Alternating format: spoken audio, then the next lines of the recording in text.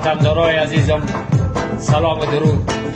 یک چیز یادآور شما به شما، ولسوالی اشکاشمی بدخشان افغانستان که زادگاه این جانب است و رو پروی نودی یعنی اشکاشمی تاجیکستان، اینا از 100 سال قبل تا امروز یک لفظ خاصی داشتن و دارن. متاسفانه جوانای حاضر با وجودی که همه انانات از دست میتن، لفظا را خو از دست دادن. اینک این جوان سمندر خان این شعر به زبان اشکاشمی روان کرده که میره پیشکش کنم و به یادگار باشد. تیخان سمک دیر کنم تو بازیر، تیخان سمک دیر کنم تو بازیر، مجام تو فکر گیر، بے فکر نبایزم و بے فکر نبایزم.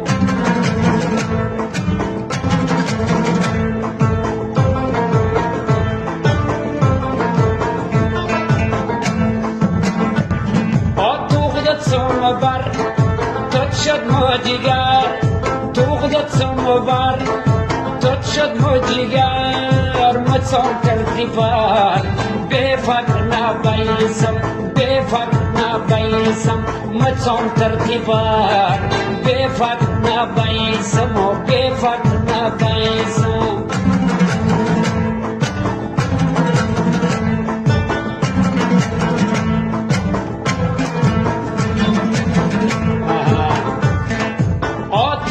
دوکا تی ققر دوکا، تی خان دوکا تی ققر دوکا، کورم چامکا بے فکر نبایزم، بے فکر نبایزم، کورم چامکا بے فکر نبایزم و بے فکر نبایزم.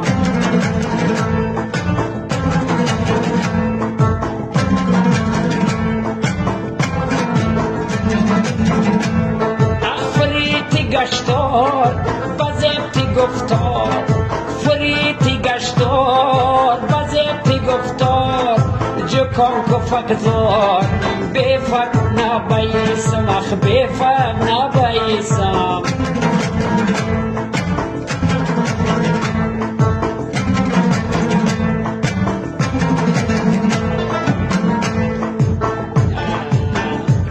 وی اصل تلافچا شیرین تی بها، اصل تلافچا شیرین تی بها، شتاب نای تیلا بے فکر نبایزم، شتاب نای تیلا بے فکر نبایزم.